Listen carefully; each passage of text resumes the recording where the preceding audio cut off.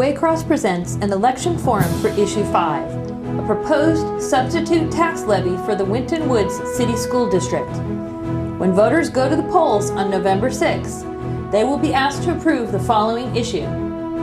Issue 5. Shall a tax levy, substituting for an existing levy, be imposed by the Winton Woods City School District, County of Hamilton, Ohio, for the purpose of providing for the necessary requirements of the school district in the initial sum of $4,200,000 and a levy of taxes be made outside of the 10 mil limitation, estimated by the county auditor to require 9 18/100ths, 9.18 mils for each $1 of valuation, which amounts to 91 8/10 cents for each $100 of valuation for the initial year of the tax, for a continuing period commencing in 2018, first due in calendar year 2019, with the sum of such tax to increase only if and as new land or real property improvements not previously taxed by the school district are added to its tax list. Welcome to another Waycross Election Forum. This one is for Issue 5, a proposed substitute tax levy for the Winton Woods City School District. My name is Dana Gagnon, and I'm the moderator and the host for this evening's event. And I am very fortunate to have the following guests with me.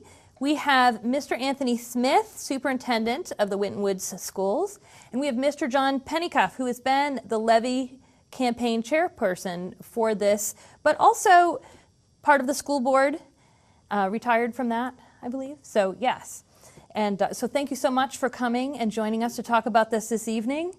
We will have an email address that viewers who are watching us live on October 3rd will be able to send in questions during the program. We'll be posting that shortly. But before we do that, I'd like to give you the chance for a 2-minute opening statement to tell us exactly what Issue 5 means to Winton Woods City Schools. Thank you very much, Dana.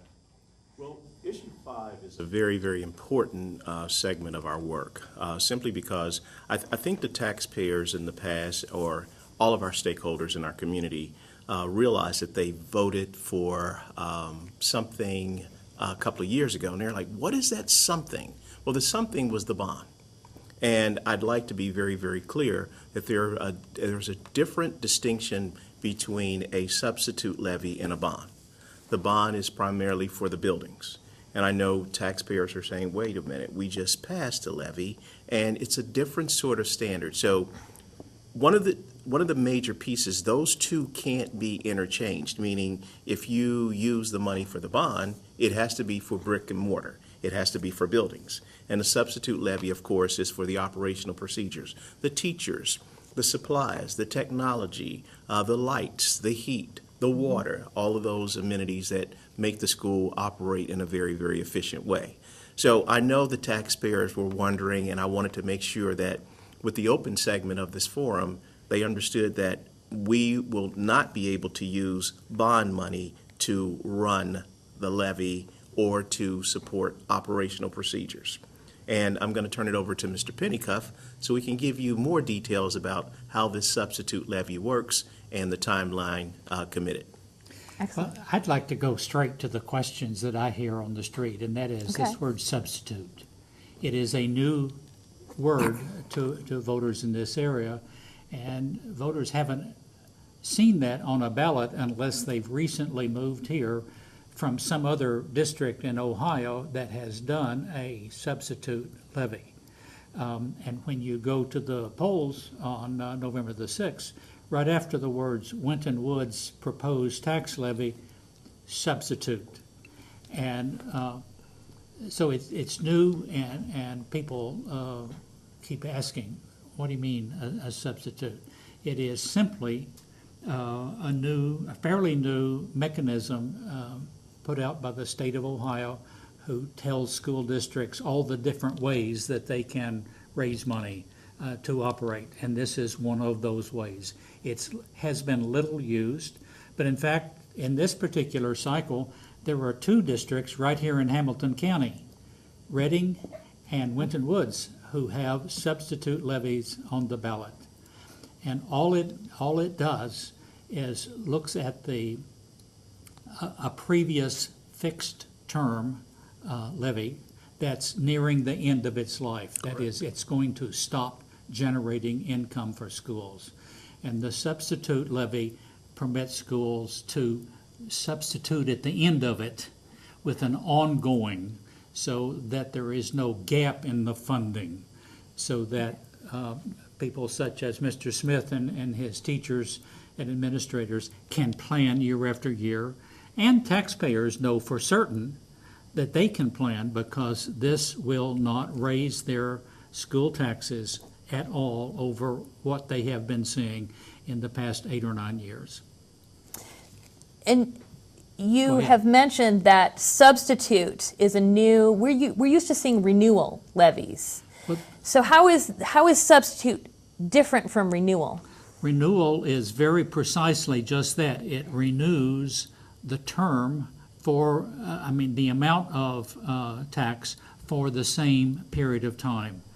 The one that is expiring soon is a 10-year fixed. Correct. So we're not renewing that. We're replacing the last few months of that with one that is ongoing. Okay. And when I say ongoing, it's like parents are ongoing in the way they send children to us for education. Parents are ongoing with having new babies and so forth. They don't stop to say, what's going to be the school funding 5 years from now? They expect the school to be ready when they send their youngsters to school for kindergarten or first grade or whatever. And I think Mr. Pennycuff articulated it extremely well.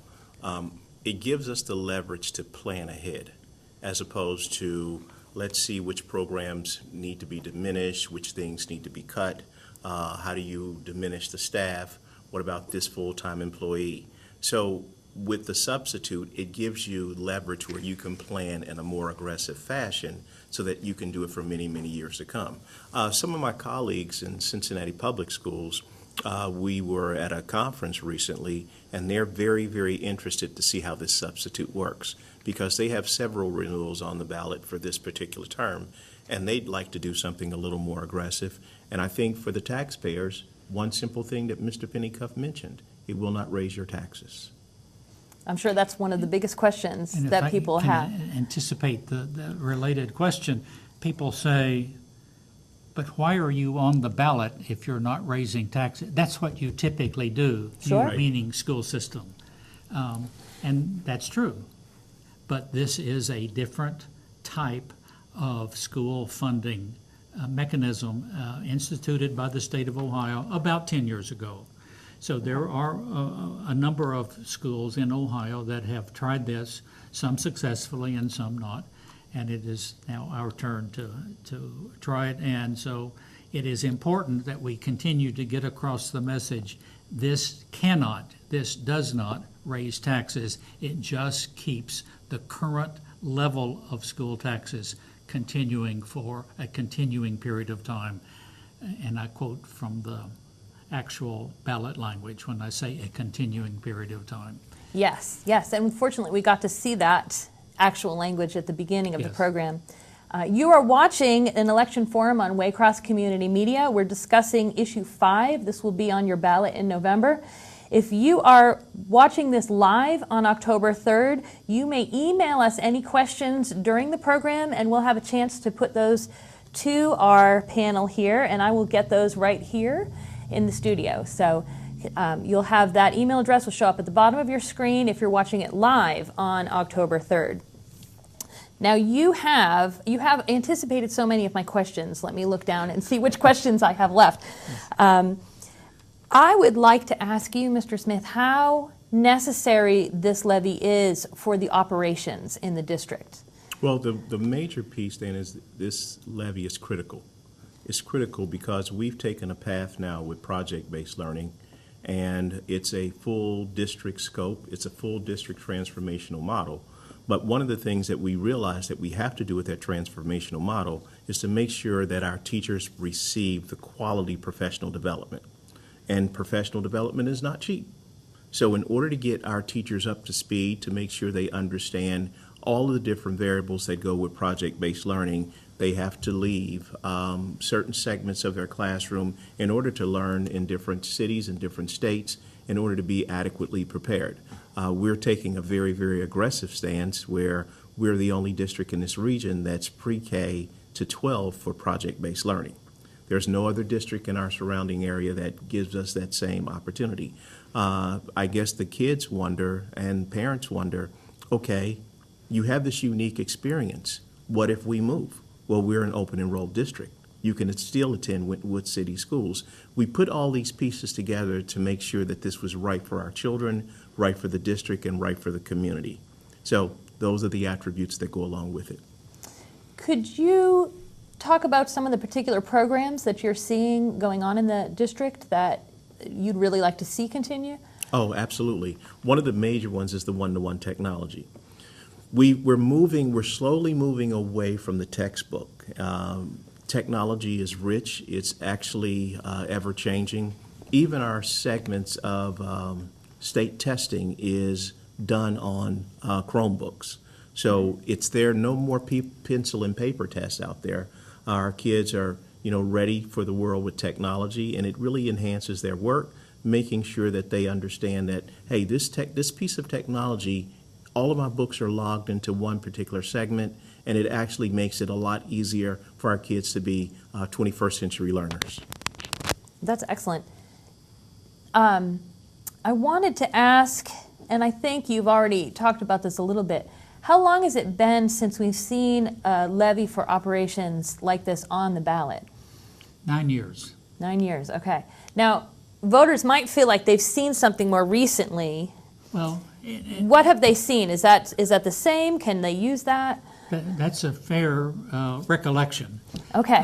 Because the school went to the voters 2 years ago regarding building new buildings. The existing buildings or maintenance headaches, very costly to maintain, can't find spare parts for some of the facilities and so forth. So what was approved, what was asked for and was approved were construction bonds, very much like a home mortgage. And as Mr. Smith pointed out in his opening remarks, when the voters approved those construction bonds, it means you can only use it for construction. And if I could, I would announce tonight the groundbreaking for that is on Wednesday the 17th. Yes, sir. 10 o'clock in the morning at the high school and 11:30 in the morning at what will be the K6 building in Green Hills. So people remember that, and I'm glad they do, because I get asked, we proved that, so where's the dirt being moved? Right. Right. I don't see any big yellow pieces of equipment in the front yard of the school at the moment. That's coming in a week and a half. Well, counting the meetings that we've had to prepare for this bond, it's real interesting that you mentioned, is it time for the dirt to move? We actually had one meeting yesterday, so we're up to a total of 120 meetings that we've had in order to prepare for this incredible opportunity for our children. And I'm sure there'll probably be 120 more meetings. But we've been very, very diligent. We've been steadfast, and the architects have been absolutely incredible to work with. I think what's happened in the past, usually you have a building and you put kids in it, and that's called school. Well, these schools are actually designed for project-based learning. They're designed for our kids. They're designed for the transformational model. And so we're very, very excited. The community is excited. And now we need to do the next part of our phase, which is this substitute levy, so that we can continue to grow our process. If I can take another cut at your question. Sure. That I've observed as a member of the community in the state of Ohio. The state of Ohio's method of school funding is crazy, it is inadequate, and it's been declared unconstitutional. He always gets excited about that part. It's been, thank you, declared unconstitutional 4 times by the state Supreme Court, but yet it's the only system we have. Part of the major feature of the school funding is it is not inflation adjusting. Right. So whatever the money is that gets approved, that's the maximum that gets approved for the lifetime of that levy. So it does generate feelings. I didn't say data. It generates feelings in people. Didn't we just approve something? Because in the state of Ohio, school systems in general have to go to the voters every 4 or 5 years in order to recoup the loss due to inflation. So I have a question for Mr. Pennycuff. I know you're Absolutely. asking the questions, but I'd like to jump in. Do you know of any major districts that don't have to go to their voters to pass a levy to keep their operational services going? Not any longer. There used to be some districts that didn't have to go to the voters very often because there was rampant new building construction Yes, sir. going on. Yes. You know, developers were killing cornfields and turning them into subdivisions. And so there were new buildings being added to the rolls.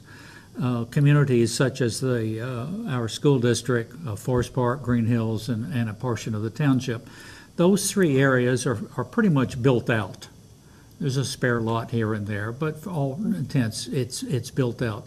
So there are just not that many districts around the state that have extensive additional subdivisions being built that can add to the tax base. That was sort of like a loaded question, but I think you answered it very well. Just wait till I give you my loaded question. But I think it's Nothing very like guests important. that do this for me. But That's I fantastic. think it's very important for the voters and for all of our constituents and stakeholders to know this is not a unique Winton Woods issue. This is a state funding issue, and of course, as Mr. Pennycuff, eloquently explained, the state underfunds schools. I mean, it's just the way that it is, and it's the way that it's always been. And so we've always had to go back to taxpayers, no matter what the situation is, no matter what district you're in. It's a norm. It's a normal process. But the literal answer to your question Okay. of weren't you just here for operating money, that's 9 years ago, which is actually an amazing stretch Totally of amazing. the money that was approved by the voters 9 years ago. So it sounds like it's really important to separate the bond, which can only be used, and that's what they've seen more recently, and it can only be used for the building, Well said. from the operating levy, which was for the operations cost. Will the new buildings produced by the bond affect operating costs? Will we be able to kind of see that? Will having new buildings impact the kind of operating costs in That's the an future? excellent question. We're actually working with SHP, which is our architect, and Skanska Megan, which is the construction company, and they're putting in some of the most innovative, cost-effective equipment in our buildings to make sure that we see a return on our investment. So when we talk about operational services in the future, these will be very, very energy-efficient buildings that will actually save us money in the long run. Excellent. I'm going to take a moment to say that you are watching Waycross Election Forums on Waycross Community Media. We're discussing Issue 5. It will be on the ballot in November, a substitute levy for Winton Woods schools. If you are watching this show live on October 3rd, you can email in your questions right here to the studio, and there will be the email address right there at the bottom of your screen. I want to ask you, because I think another thing that the voters are seeing are flyers show up in their mailbox and signs shows up in yards. And just like when they see building happening and say, well, gee, if they can pay for that, they may say, well, I see they're buying signs and they're paying for mailings, and where is that funding coming from? Could one of you address that? I would be happy to. That question comes up in most levy campaigns. By law, the school district cannot spend any of its money on raising other money. The district cannot do that. So what happens Can you when... say that again, please? Say that again. By law, the school district cannot spend any of its tax money to raise money, to take issues to the voters, to take sides on political contests, basically. So what happens is that the voters, the community members such as me, I'm not part of the administration, I'm not on salary, I'm just a concerned citizen.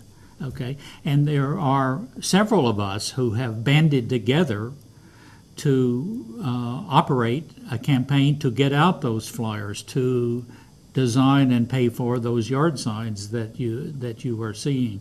So it is a community effort to drive that out, to get the word out.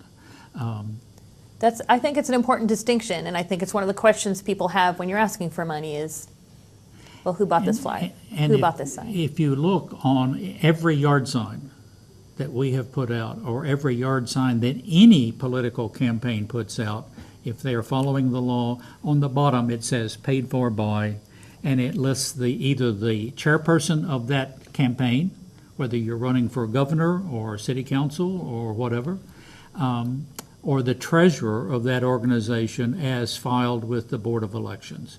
So go look at the yard signs. Down at the bottom in small print, those flyers that came to your door last weekend were delivered by volunteers, parents, community members who think it's important to get the word out and to address these questions up front. And not to confuse the voters, very, very soon they'll be receiving a quality profile. The quality profile talks about all of the great things that happen in the district.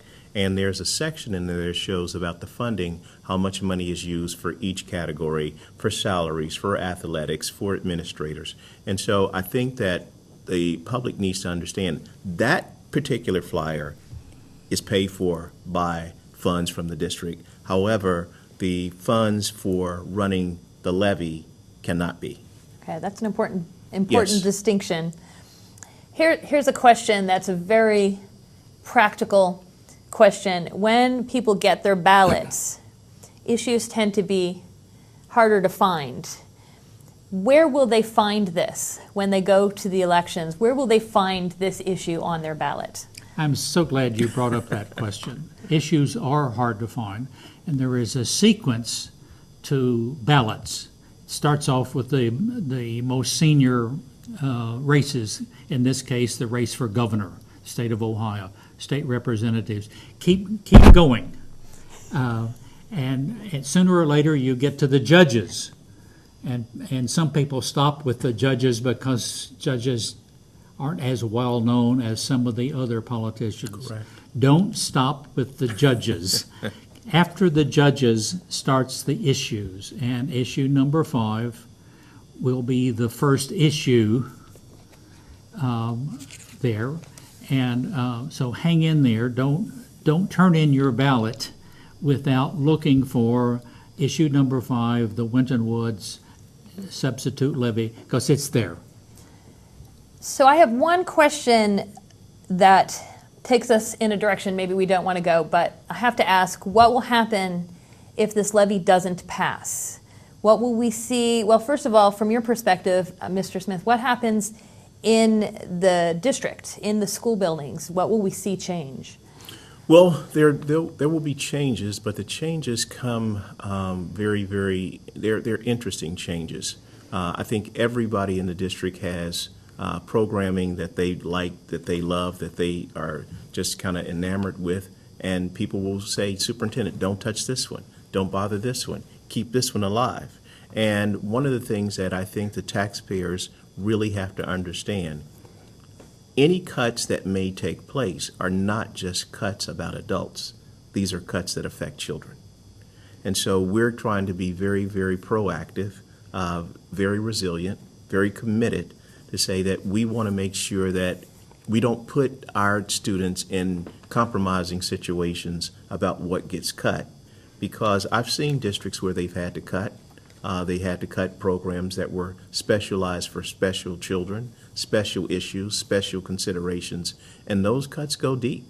And it's hard to retool yourself after that situation takes place. So right now we're keeping the positive attitude that we won't even have to go through those measures because the taxpayers will be very, very supportive. And very, very soon, within the next week or so, there will be handwritten postcards from teachers, from administrators, from staff, bus drivers, food service, all of our employees, and it's going to be a postcard so that they can remember. It's a high five for postcard, so it's very symbolic. High five for issue 5. For issue 5. Yes, okay. ma'am. Thank you. Well, then let me ask you, Mr. Pennycuff, if it doesn't pass, when can we revisit this again? When would we be able to look at it? What ballot could it go on next? There's two ways to answer that. If the two correct ways to answer that, I should add. If the fixed term levy that was installed 9 years ago, if that is allowed to expire, that is, if we do not approve this now or in the next time we can go to the voters, which would be sometime early in 19, there would be an immediate cut of revenue of $4.2 million. That's roughly 16% loss of the local property tax. You can't have a 16% cut without it affecting some child's program, some child's teacher, some child's availability of a bus or an activity that they need. The other way to answer your question, when can you go back, that is a decision that the elected board has to make. Citizens don't get to make that. The state law provides, I believe it's 3 opportunities in 2019, but that's pushing things to uncomfortable end. And teachers begin to worry, staff begins to worry, do I have a job next year? Is that 4.2 million cut? And parents begin to worry about programming for their children. Yeah. So they try to find other options. Is another district a better option because they passed theirs and the programming can continue to exist? So I know you want to get to another question. I'll just make one point and then I'll Sure. stop. We have this wonderful problem, wonderful situation at the moment, in that more children are coming to the Winton Woods School because they have heard about the strength, the programs, the stability, and so forth. So enrollment is up about 14% over the last 5 years. So we the community, don't want to see that stopped. Sure. So that's why we, the community, are working on encouraging people to vote yes. That's actually an absolutely perfect place to end that discussion, is just seeing how people are coming in and becoming part of the district. Yeah. And I will say, for those of you watching this program, there was no registered opposition to this issue. We wanted to host this forum so that the public could be informed about an item on their ballot. And I want to thank my guests for coming in to help us understand this issue. We have done our part here in the studio now, and now it's time for you, the voter, to do your part. You can find more information about this and other issues that will be on your ballot in November by watching our election forums, but also at the Hamilton County Board of Elections website, which is votehamiltoncounty.org. The last day you can register to vote is October 9th, and early voting begins October 10th. And of course, Election Day is November 6th. Polls will be open at 6:30 in the morning, and they will stay open till 7:30 at night. Thank you so much again for coming in, and I really appreciate that.